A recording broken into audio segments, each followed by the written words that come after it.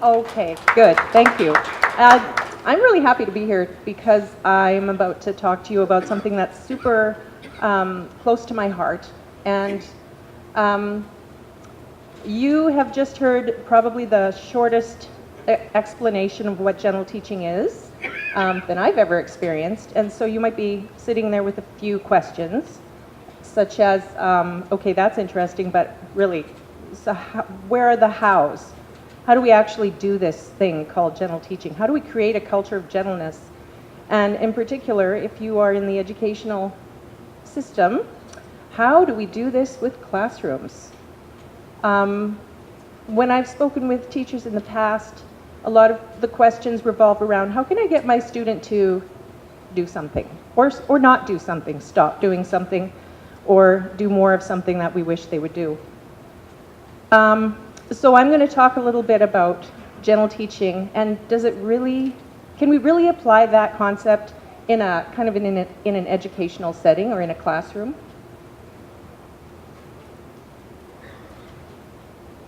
I have been on this earth just a couple of years, and it seems like the longer I'm here, the more I start to recognize patterns. And I'm starting to recognize that over time there have been a few concepts that have just been coming back to me over and over.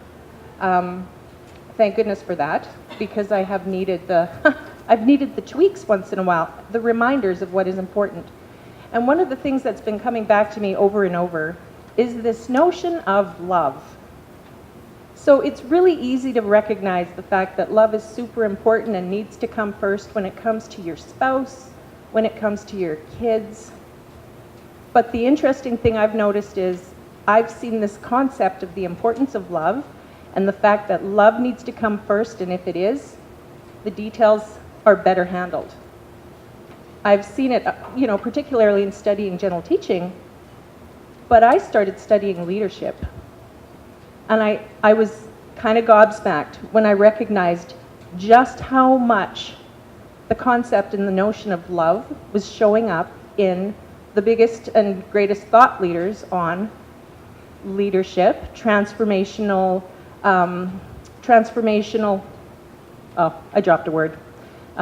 organizational development, and thinking outside the box, and how absolutely valuable the idea that we must put love first, even in a professional setting, and the details are better handled. So this is something that's been coming over and over back to me. So I'm thinking I should probably take note of that. When it comes to leadership, I'll just give you a few examples of where I actually saw this thing about how love needs to be applied to a professional setting. Love is a concept that management needs to get really comfortable with. We have to get really comfortable with the idea, with the word love, when it comes to what we do for a living. It's not just what we do when we get our sweats on after work. This is a thing that might need to follow us all over the place. So I don't know if any of you are familiar with some of these names, but Kouzes and Posner. They have the book, The 5 Practices of Exemplary Leadership, and they talk about how encouraging the heart is one of the 5 practices. Peter Senge is one of the foremost thought leaders in systems thinking, so thinking about the big picture, and he defines love as a commitment to someone else's growth and development. That's in the 5th discipline. Simon Sinek, many of you have probably heard that name. He says, in his book, Leaders Eat Last, he says, we must all start today to do little things for the good of others. One day at a time, let us all be the leaders we wish we had. Richard Barrett from the Barrett Values Center and the Values-Driven Organization, he says, we believe that human societies grow and evolve when you reduce fear, build trust, and increase love. Stephen Covey, that's kind of a given, I suppose, but he's got a book called The Speed of Trust, the one thing that changes everything, and he discusses love in a business sense as being willing to hold people accountable and stand with them and help work with them through their deficiencies. So love is a concept that is terribly important to organizational effectiveness and culture development. And of course, it looks different in different contexts. But the idea that everything starts with love and the details better handle themselves when that is put first and foremost is something that is interwoven in almost every discipline out there right now. So I'm curious about some things that you might feel like you've been hearing being repeated in your life over and over. One of the initial concept with creating a culture of gentleness is that everything starts with feeling safe and feeling loved. So when I talk about feeling safe, that means you know that I am not going to cause you harm. That all the messages that you're receiving from me and all the different ways that I provide those messages to you are all saying the same thing. And it says that I love you. I see your intrinsic human value, and I see you. I see the truth of you, and that is love-worthy, the things that I see. We have to get a little bit better at seeing each other, I think. Really seeing each other. And when it comes to educators, teachers, in a culture of gentleness, you have to convey the message to children that your hand is never going to be a weapon. That this thing here, it's never going to smack you upside the head. It's going to, when you use the magic of touch, because it's super powerful, when you do that, it's going to be an opportunity to convey a message of love, of safety, of valuing.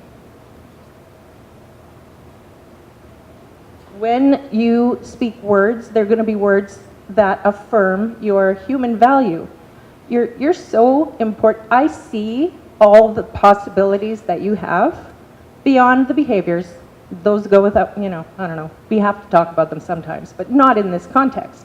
What I'm saying is I can see past all that stuff, and I see how valuable you are. I see how much we need you in our classroom. We need what you bring. I see it. And my words will always convey that.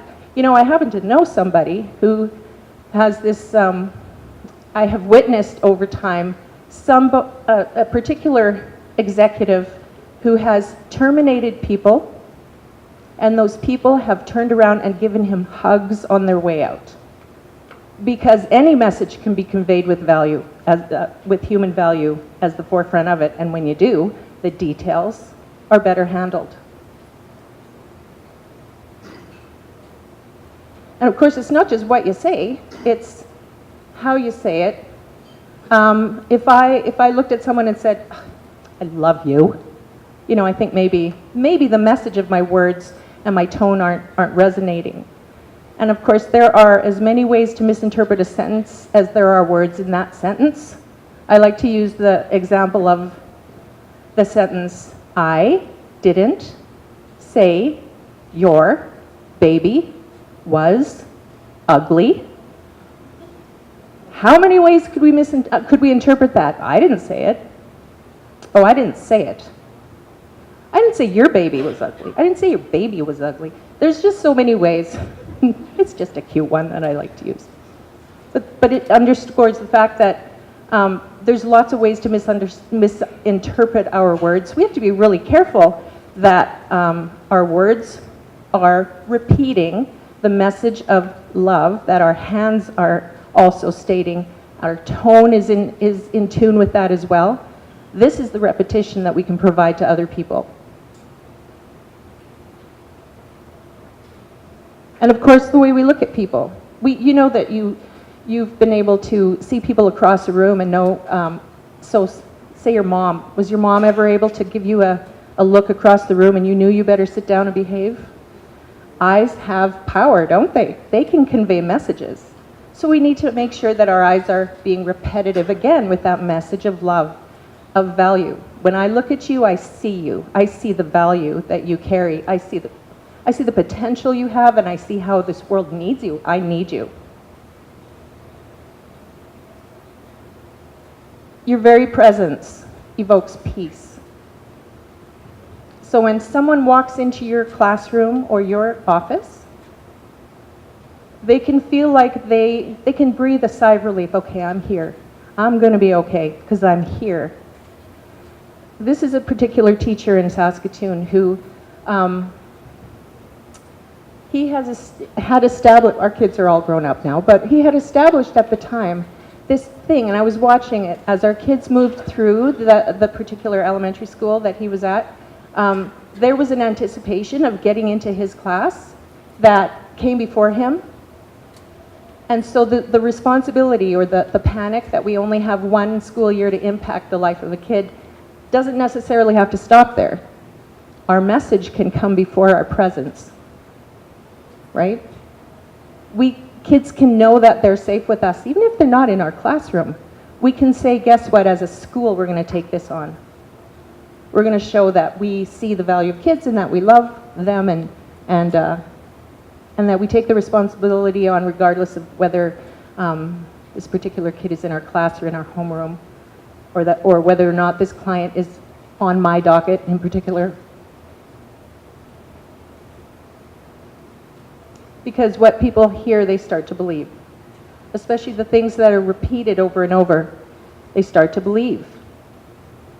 So what are some messages that you've been hearing over and over?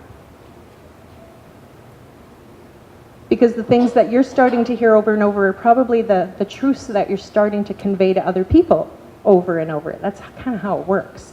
What we believe to be true, that's what we start putting out there as well, right? So I spent a little bit of time preparing for this in the last few weeks, and I just started asking everyone that I came across. I started talking to people about their school experience. So tell me a little bit.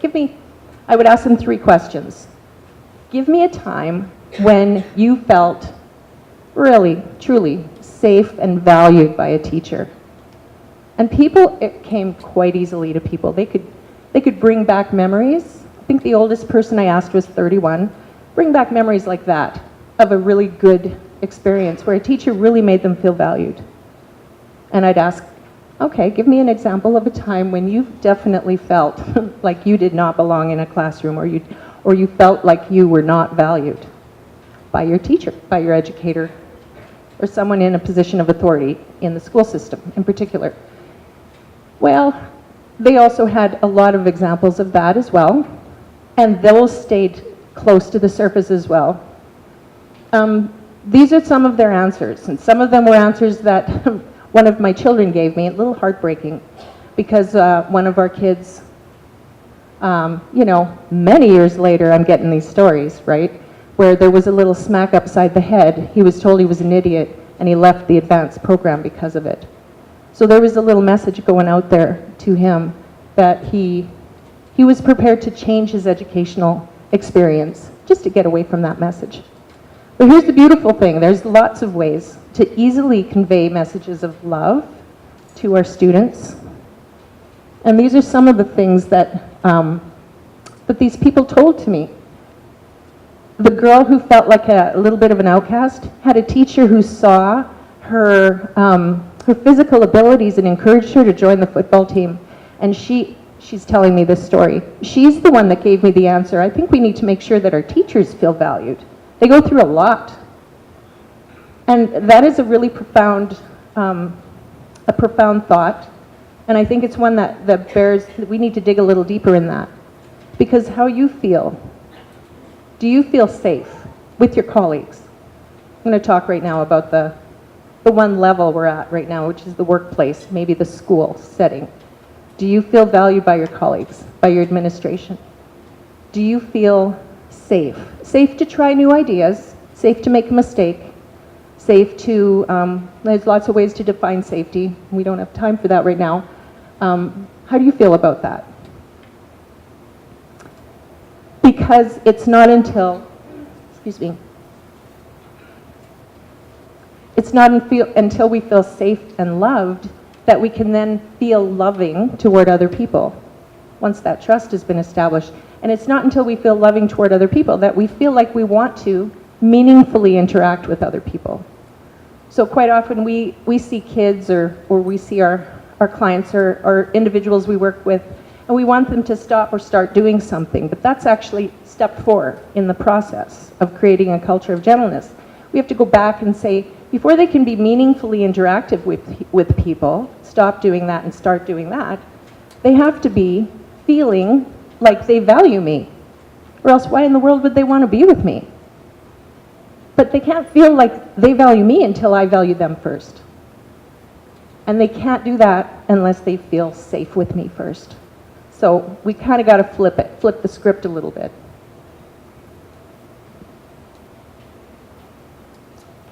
So I've got a little video that I'd like you to watch. And it's all about not only what are you hearing about yourself, but what do you love? What do you love? Where are your passions? What would you love to contribute? Thank you. This fellow named Marcus Buckingham, you might be familiar.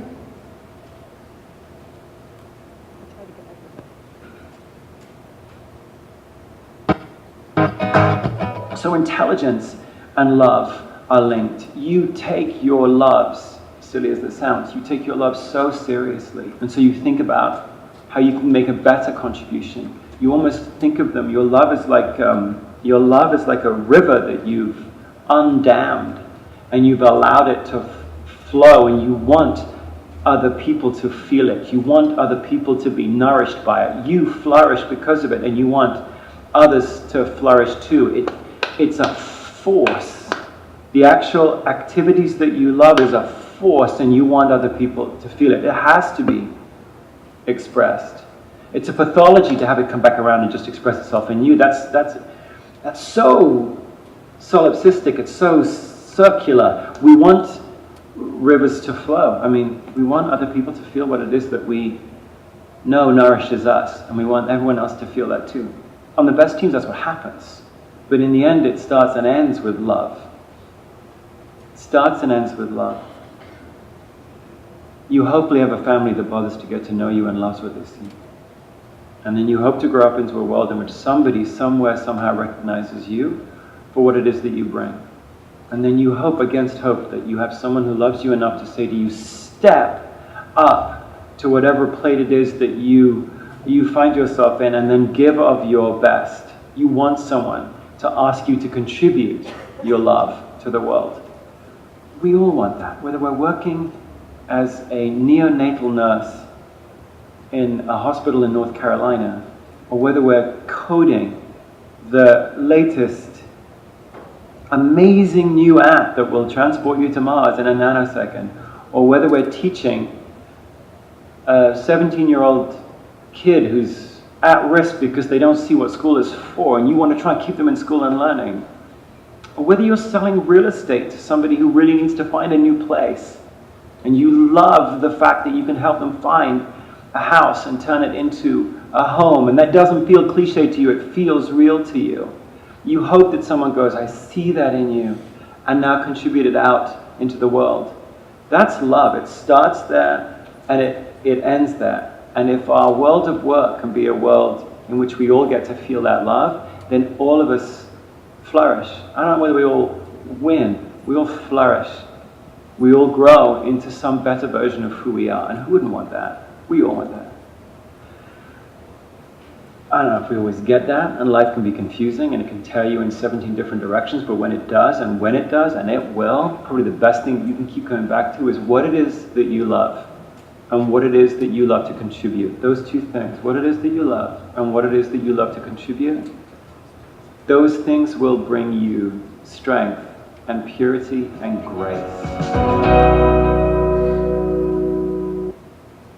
That's Marcus Buckingham with the Gallup Strengths Finder, if you're familiar. It's a great tool. Anyway, he talks about love in the workplace, understanding your passions and your skills and your talents. But even he says everything starts and ends with love. So he asks, how, what do you love to do? What do you love? What would you love to contribute? So there's a coming in of love, and there's a going out of love. That is, it cascades, and it also is circular. And when we get what we need, we can give better of what we need to give. It's not that we can't give it if we're not quite getting what we need, but when we get what we need, we can give better what others need from us. I would ask the same questions of you as I asked of the people around me a couple of weeks ago, is How and when do you feel loved in your work environment? Valued in your work environment? How and when do you feel safe? As an educator, with your colleagues, with your administration, or at your workplace? What is it that you love? What is it that you would love to contribute? That's being meaningfully engaged. That's step 4. Feeling safe, feeling loved, being able to love, put it out there as well, and then being meaningfully engaged. What do you love? What would you love to contribute? We have a responsibility. If we can't answer those questions as individuals, then it's harder for us to answer those questions. What do you love? How do you feel safe?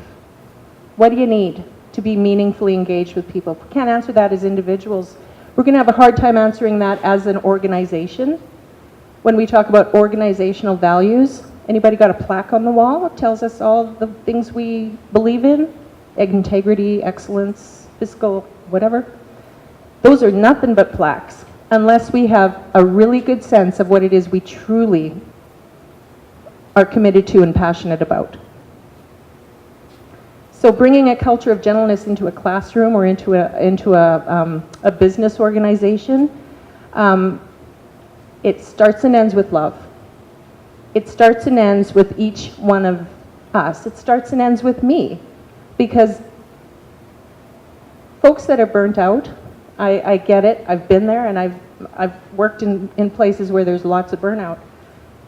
Best resource for an organization that is challenging is your colleagues. People who are committed to seeing you, to seeing, to loving you, to understanding your value to this team and the things that you need to contribute in order for the team to be at its best. That's on me. That's on you. And when all of us understand that, that's when a culture of gentleness kind of reaches a tipping point and starts building. Okay, thank you very much.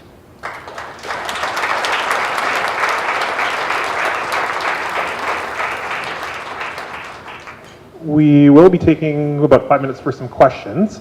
There is another microphone that's going to be touring about, so if you have a question, maybe flag down our lovely assistant, and I'm just going to pass the microphone back. I see a hand over here.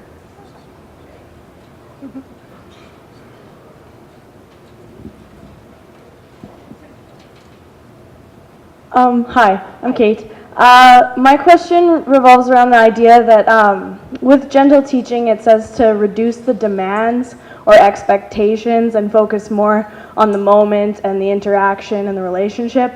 I'm just curious how, in a school setting, you would manage multiple kids having safety needs that may be being violated by another child's behavioral issues, and not wanting to demand that child change, but at the same time wanting to make sure that everyone else feels safe and loved too.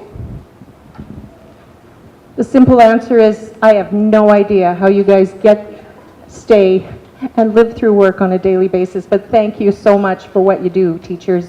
Such a tough job and so important. I'm not an expert on how to teach. I'm not a teacher. What I am an expert in is organizational effectiveness, team health, leadership development, values work, and gentle teaching. And I know that and what I do know is that when you recognize what the kids need from you as a person who recognizes their value, details get easier.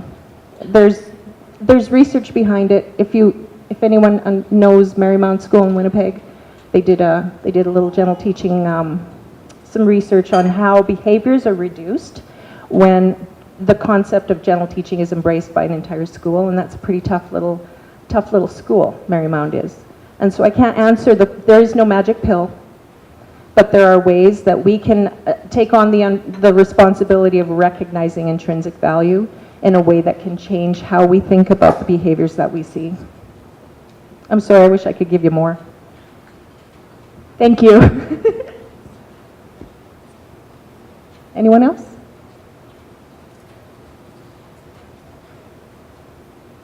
Thank you very much.